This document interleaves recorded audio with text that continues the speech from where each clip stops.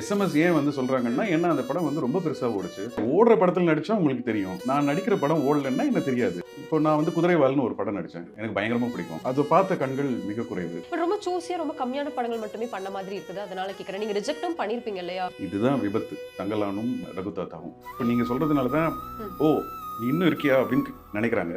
இல்லாட்டி இந்த படம்ல நடிக்கலன்னா எஸ்எம்எஸ்ல நடிச்சேன் அப்படின்னு என்ன நிறைய தெரியாதுல்ல. அதனால என்னோட ஃப்ரெண்ட்ஸ்ன்னா டெஃபினட்டா விஜய் சேதுபதி, விதார்த், விமல், சோமு, குரு சோமு சுந்தரம். என்னோட நண்பர்கள்லாம் நடிக்கும்போது இது பார்க்கும்போது எனக்கு ஒரே சந்தோஷமா இருக்கு. இவங்க எல்லாம் கூத்துப்பட்டையில கூட ஒண்ணா வந்து ஆமாமா கிளாஸ் கத்துக்கிட்டவங்க தான். ஒன்னா எல்லாம் ஒன்னா நடிச்சவங்க தான். சரி, நீங்க வாங்கின முதல் சம்பளம் உங்களுக்கு ஞாபகம் இருக்கா? ரன்ல மேபி 500 rupees நினைக்கிறேன் ஒரு நாளைக்கு. அப்படிதான் நினைக்கிறேன். எனக்கு சரியா ஞாபகம் இல்லை. இந்த ஒரு டைரக்டர் படத்துல எனக்கு ஒரு ரோல் இருந்தே ஆகணும் அந்த மாதிரி ஒரு விஷயம் ஏதாவது இருக்கா உங்க மனசுல? நான் ஒரு 3 பேர்கிட்ட நான் உங்க படத்தில் நடிக்க விருப்பம் இருக்குன்றதை நான் சொல்லியிருக்கேன். அதுல ஒன்று ரஞ்சித் நடிச்சிட்டேன், ரெண்டாவது மணிகண்டன், மூணாவது தியாகராஜன் குமார் ராஜா. இவங்க 3 பேர் கூட பண்ணணும். இவங்க 3 பேர்கிட்ட டைரக்டா கேட்டிருக்கேன், மற்ற பேர்கிட்ட கேட்டதில்லை.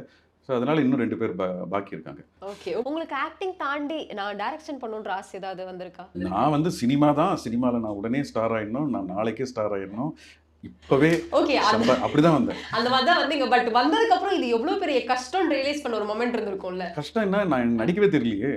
அங்கே முதல்லயே அங்கேயே முடிஞ்சிருச்சு இல்லை. அப்புறம் தான் சினிமாலாம் போகிறது. எனக்கு வந்து ஒரு விஷயம் சொல்லும்போது அது செய்யறதுக்கு தெரியல, இல்ல சிரமம் இருக்குன்னும் போது அப்புறம் தான் தெரிஞ்சது. மக்களுக்கு வந்து மனசுல இருக்க அந்த சில கதாபாத்திரங்கள் உங்களோடதுல வந்துட்டு நீங்க கொஞ்சம் நெகட்டிவ் ஷேட்லயே இருக்கீங்க, கரெக்டா? அது அந்த நெகட்டிவ் ஷேட் வந்துட்டு கொஞ்சம் ஏன் நெகட்டிவா தொடர்ந்து வருது அப்படின்னு நீங்க இது பண்ணிருக்கீங்களா, இல்ல நமக்கு இது செட் ஆயிடுச்சுப்பா அப்படின்ற மாதிரி? இல்ல என்னோட தோற்றம் தான் இருக்கும்னு நான் நம்புறேன். ஏன்னா நிறைய ஃபிலிம்ல எல்லாம் என் கண்ணுக்கு மட்டும் ஷார்ட் வைக்கிறதுலாம் இருந்திருக்கு. நான் அப்பவே நான் நினைப்பேன், ஏன்னா என்னோட தோற்றம், என்னோட மூக்கு கண்ணு பெருசா இருக்குன்னு. நான் சந்தோஷப்பட்டது என்னன்னா, இப்போ ரீசெண்டாக தலைவெட்டியாம்பாளையம்லேயே நான் நடித்தேன். அதில் அது மாதிரிலாம் இல்லை. ஸோ அதனால் எனக்கு பயங்கர ஹாப்பி. நான் அந்த மாதிரி சில கேரக்டர்ஸ்லாம் பண்ணியிருக்கேன்.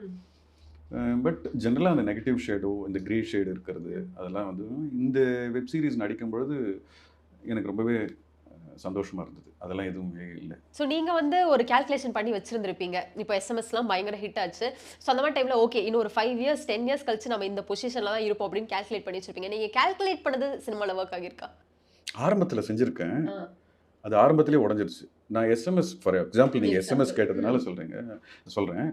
எஸ்எம்எஸ்க்கு பிறகு நான் வந்து அதில் வந்து அந்த படத்தில் நான் வந்து பயங்கரமாக நோட்டீஸ் பண்ணுவாங்க, இந்த படம் பயங்கரமாக ஹிட் ஆகும் அப்படின்லாம் எனக்கு தெரியவே தெரியாது.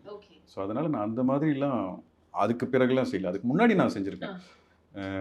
மேபி இது ஓடுச்சுன்னா இப்படி ஆகலாம் அப்படி ஆகலான்னு.